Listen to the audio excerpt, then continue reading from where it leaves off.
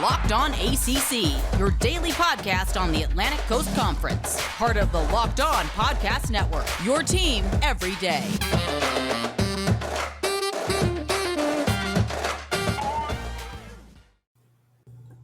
Welcome to a Locked On ACC podcast. I'm your host, Candace Cooper, and I've got my Monday co-host, Kenton Gibbs from Locked On Wolfpack in the building. Thank you for making the ACC the first listen of your day, right? Locked On ACC is the best place to get all of your conference news. Now, we have got a lot to go over. We are going to make sure that you get all of the latest scoop from Week 5. We'll give you a recap, go over the respective teams that Kenton covers here on the show, and we'll get things rolling. Kenton, thanks so much for joining the show today.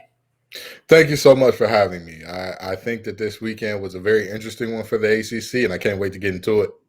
Yeah, no doubt. It's been I think it's getting a little bit better for the ACC. Like, we started out, we were all pretty disappointed, but things are slowly picking up. Now, we have a couple teams that have dropped out of the AP polls. However, there are some teams that are still rolling, so we'll get into that conversation. But overall, what are your immediate thoughts about the ACC after Week 5? I mean, I don't think that the ACC is getting any quote-unquote better per se. I just think that we're moving into the part of the season where conferences kind of dictate how good we are against each other, because we've already played out of conference schedule. Now we're pretty much in the thick of the conference schedule. So it doesn't get any better or worse for you when it comes to evaluating the play? Not really, because, I mean, at the end of the day, what do we determine as better play? If you're looking at teams who, for the most part, everybody lost out-of-conference games, bad out-of-conference games, and now teams are winning, like you look at Pittsburgh blowing out Georgia Tech, that's a Georgia Tech team that lost to Northern Illinois. Like, that's just the reality there. So, I mean, yes, they beat up on UNC, but, you know, what is that Georgia Tech team is the question. So, I mean, and that's no shade, no tea to Georgia Tech, but I'm just saying, when it comes to judging teams in conference by saying, oh, well, look who beat who. Well, the barometer is just you beating teams in your conference, in a conference that we've seen from top to bottom is not very good.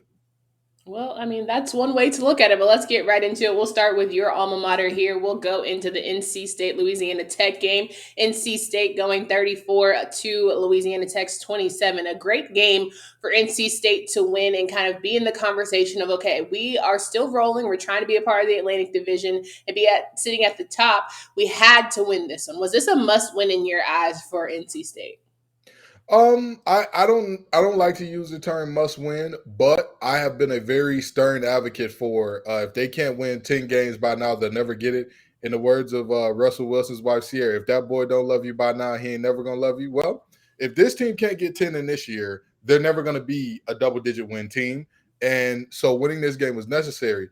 But I do want to say something to all the ACC fans, all the AP Top 25 voters, all the NC State fans. Relax.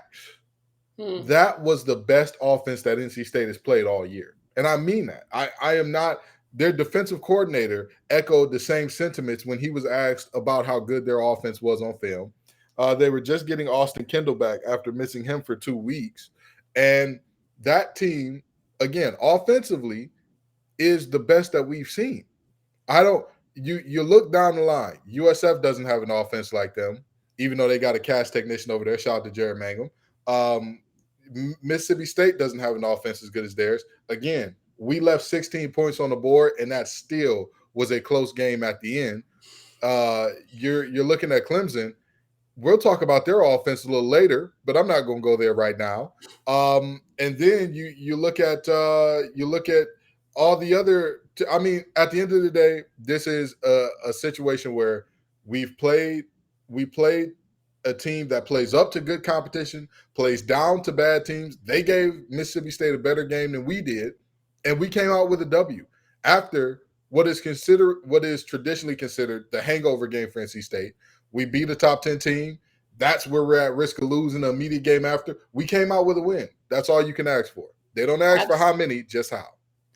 Absolutely. You had Devin Leary with 251 yards on the day. Bam Knight and Ricky Persons, to me, were the biggest standouts in terms of their run game. I think they definitely ran over some of those Bulldogs out there on the field. You saw one grown man run from Ricky Persons to get a touchdown throughout the game. But defensively, I felt like they it was certain miscues, but more importantly, I felt like they stayed in it and they kept chipping away and they let it be one play after. And it ended up being a great interception to end the game and not have a tie and go into overtime. But overall assessments, do you feel confident going into the rest of the season that 10 games is a sure thing? I would never say anything is a sure thing. Let's not say that. The injury bug has already rearing its head a little bit with NC State losing a starting nose tackle, is starting all-world linebacker in Peyton Wilson, with some other injuries that we've seen in Cyrus Fagan as well. I wouldn't say, oh yeah, 10 is guaranteed, but I'd say if I was a bettor, I'd say that their odds are better than not to get to 10. Great. So let's switch over and talk about the team that you have mentioned here before. We were mentioning offenses, and there's certainly a team that has struggled, and that is the Clemson Tigers, who for the first time since 2014 fell out of the top 25 AP polls as they came to a close one against Boston College. It was a nail biter. Boston College showed that it's not quite there when it comes to being this powerhouse, but it gave Clemson a run the entire game, and you have to give it to, Dennis Grosel. Had a couple of mistakes towards the end that really cost the Eagles ultimately. But I think overall, hats off to Coach Hafley and company for at least, to me, they should have won, right? And I think if they had Phil Jurkovec, they would have won this game. But what is this? I think it says more about Boston College and the improvements that they're making than whether or not Clemson is just horrible. Clemson is a very interesting case because defensively, they're bringing it. They're still Clemson on defense. Mm-hmm. Offensively, they cannot figure it out at all. I mean, it's not just everybody loves to put the blame on DJ, which I think is very interesting because for whatever reason, we're not going to go there today, but DJ is getting a lot of blame. Okay. Mm-hmm. And the thing is, if you have watched Clemson play this year, it's everything. The play calling. Why do y'all keep running those slow developing quarterback powers that take about 3.5 days where it's not even an RPO power? It's literally a situation where he holds the ball for about 1.5 seconds, looks around, and then pulls the ball down and tries to run, when in reality, everybody knows if I bring two guys off the edge and they run that quarterback power, it's cooked. Well, if that's the situation, why is that quarterback power still a fourth, maybe a fifth of y'all running plays altogether? It's not. Are we assuming that that's the only thing that DJ has in his arsenal to really do well, or is Clemson's offensive coordinator and Dabo kind of limiting DJ to only have those kind of options? I'm going to use some language that I really enjoy from some of my favorite thinkers. They lack imagination. They lack the ability to put together situations and schemes that work well with his skill set. And here's the thing that I need people to understand when it comes to that. The fact of the matter is, Bane in The Dark Knight said, you've been softened by victory. Clemson's offensive imagination has been softened by going from Taj Boyd to Deshaun Watson to Trevor Lawrence. Mm-hmm. It's been softened. They're not scheming up things that are like, oh, this is amazing. This is amazing. Because with Taj, they were scheming. They were scheming as scheming could be. With Deshaun, the scheme level went down a little bit, but it still worked out because he was a baller. He had ballers at receiver around him. He figured it out. With from Kelly to Trevor, again, they could figure it out because Trevor was he was a once in a lifetime type of guy. So you didn't really have to super scheme for him because he could make it work, whatever. Congratulations. You're back at Taj now. You're back a little behind that. You got to scheme and find a way offensively, and it's just not happening. The offensive line has not performed well. The receivers, Justin Ross goes down. Who's going to be the big play guy? Who's going to create the separation? I saw him got to try to be that guy, but who's going to do it? Sure. I saw Kobe Pace and Phil Maffa kind of step up for the run game, right? We had long conversations about the fact that Travis Etienne trying to fill that hole. And I think that was the first time you really saw and heard the names of Kobe and Phil step up in that run game. So I would shout out to them. I mean, Kobe was 125 yards on the day while Phil was 58, but 58 important yards in my opinion. But again, Clemson saw life, but it was a lot of check downs. It was a lot of, just overthrows or miscues or throwing it too high. DJ just looked out of sorts. He looked frustrated and flustered. And then you would see him on the sideline trying to rally the troops. And I always joke because it's like, okay, you're rallying me, but bro, do your job. I think that would be hard for me, like as an O-lineman. Like I'm doing everything I can to give you time and space. And the next thing you know, we're still having to fight for trying to get, 3rd and 3, or we're having to punt, right? Or having to go for 2nd and long. Like I'm doing everything I can to give you options here. If Clemson's offensive line is doing everything they can, then they need a new offensive line. You understand? But this is what I'm saying in terms of a lot of folks are looking at DJ. And watching that game, I saw things that I'd never seen out of Clemson. I've never seen Clemson receivers struggle to get separation. I've never seen it. I've never – I played against a Clemson team where you had Sammy Watkins on one side, and I can't even remember who was on the other, but it was a All-American or a future All-American or a future NFL player over there as well. And so – was it Hopkins? Might have been. So, I mean, but you see what I'm saying? Yeah. That's a different caliber than what we're looking at right now. That's not a situation I saw live in real time. I was on the field when Deshaun Watson took our top off on a play action QB power, and I was like, well, okay, all right, this is real. It's gonna be a long day. And you know what it was? A long day, because it was different. It was different. Yeah. The defense is still the defense. They're still doing their jobs. Offensively, they need to reevaluate everything. Not just DJ, offensive linemen. What are y'all doing? Offensive coordinator. Can we get anything better? If you run another power, I've told everybody, if NC State runs another trick play, I might have to pull up the Carter Finley Stadium myself and do something about it. Well, guess what? Clemson fans, if y'all see another quarterback power, y'all may need to go on down to Death Valley. Excuse me. And that's just the reality. Boston College, though, shout out to them. They played really well. Like you said, missing their starting quarterback. They did a lot to stay in this game that people don't want to acknowledge, right? Yeah. People will talk about the 2 fumbles and Grossell not reacting to them properly, the fumbled snaps, which is very interesting because their center is supposed to be this all-world guy. But to have those 2 fumble snaps and to have a quarterback react poorly to both, let this be a lesson. If you are a young quarterback listening to this, it is okay to fall on the ball. It's okay. Sometimes the play is broken down. The snap is bad. If the snap goes anywhere outside of your normal radius, just fall on it. Don't try to do nothing crazy. No doubt. I want to talk about some of the keys that I felt from Boston College here in a second. After I remind all of my college football fans that, listen, you are here to get some good daily fantasy made easy. That's why I encourage you to try Prize Picks. I love this, and I know you will too. It's a leader in college sports daily fantasy. It offers more college football props than anyone in the world. Prize Picks offers any prop you can think of, from yardage to touchdowns, even interceptions thrown.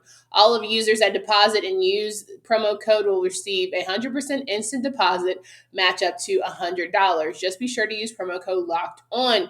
You pick 2 to 5 players and an over-under on their projection, and you can win up to 10 times on any entry, and it's just really you versus the projected numbers. Use the award-winning app Prize Picks on both the App Store and Google Play. Entries can be made in 60 seconds or less. It's that easy. Prize Picks is safe and offers fast withdrawals. Don't hesitate and check out Prize Picks and use promo code Locked On to go to your app store and download the app today. Prize Picks is daily fantasy made easy. How does your favorite restaurant consistently make such delicious food? The short answer, they have access to the right kitchen tools. With Made In's professional quality cookware and kitchenware, anyone is capable of making restaurant quality food at home. If you're serious about cooking, you should invest in your kitchen tools. Made In's cookware and kitchenware products are used by thousands of the world's best chefs. If quality and craftsmanship is important to you, you should check out Made In. Made In is a cookware and kitchenware brand that works with renowned chefs and artisans to produce some of the world's best pots, pans, and wine glasses. Right now, Made In is offering our listeners 15% off our first order with promo code Locked On. This is the best discount available anywhere online for Made In products. Go to madeincookware.com/lockedon. Use promo code LOCKEDON for 15% off your first order. That's madeincookware.com/lockedon and use promo code LOCKEDON.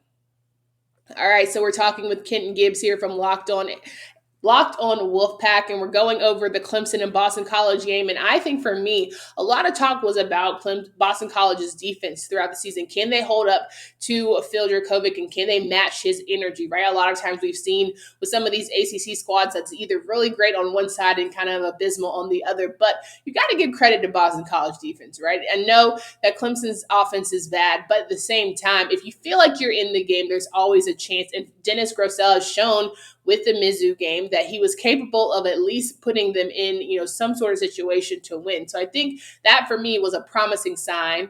And as we're going through the Atlantic, Boston College still absolutely has a chance to be in that division, top of the division conversation. Absolutely. But that test is going to come in 2 weeks. At the end of the day, if they can't beat NC State, they're going to have a situation where, you're looking at a de facto elimination game for them.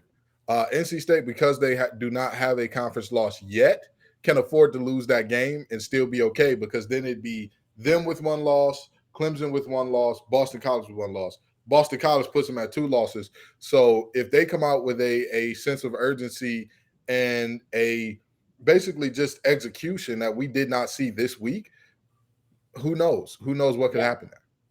Let's talk about our last Atlantic Division teams here. Louisville, we'll talk with JJ Jackson tomorrow about Wake Forest. Want to focus here on Louisville, though, coming out strong and solid in a great matchup. Ended up coming up short 34-31 to the Demon Deacons. But it was probably one of the better games of the ACC this weekend, right? You saw 2 teams coming into the day trying to just figure out how to keep getting on this ACC conference roll. Wake Forest being at 4-0 at the time, and Louisville on a 3-game win streak. And I personally just felt as if every single time a team would go up, the other would respond. And that's certainly what Louisville did throughout that game. Malik Cunningham, Jalen Mitchell showing their elite ground game was just something that I was pleasantly surprised by, and certainly felt like they have some strong weapons there. What were your thoughts about Louisville overall, despite the loss, and then maybe a little bit on Wake Forest? Well, like you said, Louisville found a way to keep itself competitive in this game, which they have not always done this season, right? Like that's just the thing that hasn't always happened. Against Ole Miss, there were times where I was just like, can we turn the TV off, please? And not just because of all the targeting calls in that game, but this game from Louisville, I really and truly, if I'm looking at it from their angle, like you said, the running game was impressive. It was very, very impressive. And if you look at all of their touchdowns, I wanted to make sure that I was correct in saying this. Other than the 75-yarder to Tyler Harrell, everything that they had came from finishing in close. Everything that they had came from finishing in tight quarters, which they've had a problem with this season. So there's improvement there. Scott Satterfield is getting this team better there. But now defensively, what are you going to do? Because I understand that long mesh of Wake Forest is confusing. It makes it hard sometimes. Guess what? You still got to beat it. There's no ifs, ands, or buts about it.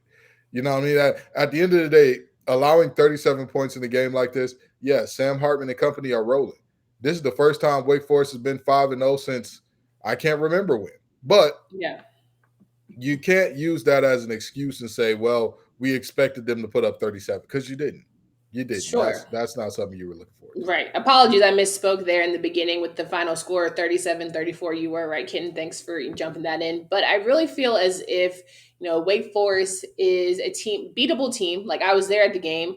They are beatable, right? I think they haven't met their match. They haven't met someone worthy. But at the same time, I think Louisville also could be dangerous. It came down to one in particular play where Wake Forest got like an extra opportunity to kick, because the refs claimed that there was 1 second on the clock. So it should have been a tie game going into half. And ultimately that field goal at the end should have been to tie and go into overtime. However, you just saw, I never understood really why people get so frustrated with ACC refs, but I think I'm starting to get it now.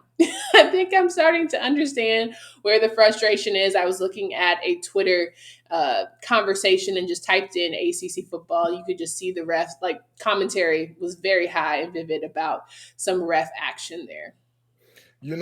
Referees have had a lot to do with deciding these games. And here's what I need people to understand when they're like, oh, you don't blame the refs. You never blame the refs. I don't know the statistic for college football, but I just ran the numbers for NFL football.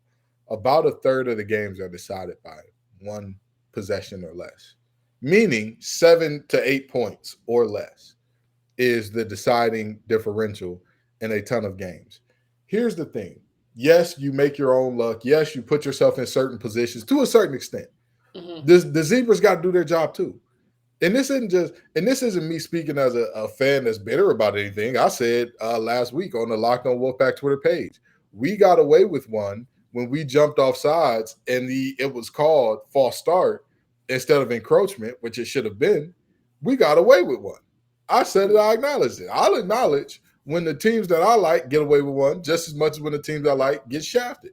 The fact of the matter is the Zebras got to do better, but still, Louisville, you can't give up 37. You can't give up 37 to this Wake Forest team. And this Wake Forest offense ain't a bad one. Don't get me wrong now. Don't get me wrong. They've put up, I'll tell you this much, they put up a lot of points, but on a lot of bad teams. I mean, you got ODU, you got Norfolk State, you got Florida State, you got UVA, and then you got Louisville. None of those defenses could stop a runny nose with Robitussin, tissue, 3 COVID vaccines, a booster, and some paper towel. Well, Christian Beal-Smith went down. He wasn't exactly a big force when it came to the run game. They had to, rely on a lot of their receivers. You had Moore in their tight end who stepped up big. You had Jaquari Robertson who, of course, had some very spectacular plays. So they're showing you that they have effective moves, effective weapons throughout their scheme. So maybe it is Sam Hartman figuring out. Maybe his run game, of course, his rushing yards were nice throughout by the end of the series. And I think that overall, they're a threat. As much as, they're 5-0 for a reason. There's a lot of teams in the ACC that can't, I don't think any ACC team can say that.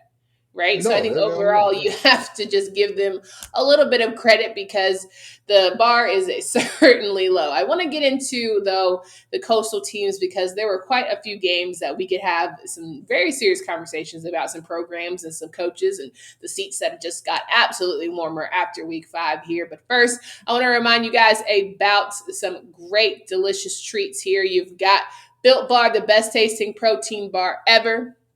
This week's limited time flavor is cookie dough chunk. Did you know that Built Bar has 9 delicious flavors plus the occasional limited time one? That would be cookie dough chunk. Listen, know that my favorite is raspberry mint brownie and sometimes even that double chocolate. If you haven't tried all the flavors, you can get a mixed box where you'll get 2 of each of the 9, 100% covered in chocolate and 100% healthy. 17 to 18 grams of protein, just 4 to 5 grams of sugar and net carbs. 9 amazing flavors, sometimes limited offer, all tasty, all healthy. Order yours today. Get that cookie dough chunk or mint brownie or raspberry or whatever you like. Go to BuiltBar.com, use promo code LOCKED15, and you'll get 15% off your first order. Again, promo code LOCKED15 for 15% off at BuiltBar.com. Talking here with Kenton Gibbs from Locked On Wolfpack. You can find him at TGIF_Kenton. You can follow LO_Wolfpack. Make sure you guys tune into all of our conference shows. So many good experts there giving you some expertise when it comes to their respective teams. Now, finally getting into some of this coastal conversation. Let's start with Miami UVA, who kicked us off. Friday Night Lights had a great game. It came down to the final kick, and it was just very on brand for what kind of season Miami is having. A missed kick ending the game 30-28, Virginia with the victory. And I'm just sitting here saying, Miami, just get through it, right? Don't necessarily have to try and bounce back, try and battle for any sort of positioning. Just get through the season, get a new coach, figure it out, and then let's move on and rebuild. I don't understand why people still believe in Miami to any large extent. And I'm going to say some things here that a lot of people aren't going to like, but they need to be said. Okay. This team has 2 wins. Do you know who their 2 wins are over?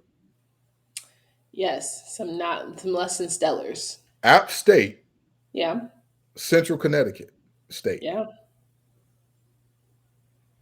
App State, Central Connecticut State. They have 3 losses. We'll throw away the Alabama loss because I truly believe that there is Alabama and Georgia, everybody else in college football. I truly Sure. believe that that's what's going on right now. Michigan State, Kenneth Walker, let me stop calling him Kenny. Kenneth Walker, the third, the young man was a Wake Forest back for a while, and he said, I'm tired of these long meshes. Give me some straight downhill, no frills football. He's thriving. Beat him by 3 touchdowns. And then you've got another game where you're looking at UVA now, taking them down to the wire. And like I've said about UVA already, that defense is abysmal. That defense is horrible. They couldn't stop the run with Pepto-Bismol. And they say upset stomach and diarrhea in every commercial. So the fact of the matter is, this is a team that you have to figure it out. You have to figure out an identity outside of De'Aaron. Because as we saw, De'Aaron ain't always going to be there. I think De'Aaron is done. Why? I mean, respectfully, why would you come back to this team?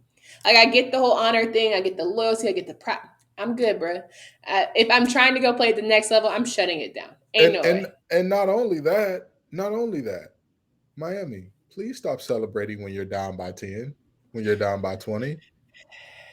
This team, the turnover change should not come out until we get a above 500 record. If I'm a coach, I'll go in the locker room and I'm gonna get a blacksmith. If it's real gold and diamonds and all that, I'm gonna get somebody, melt all of it down, take all of it apart, break out all of it.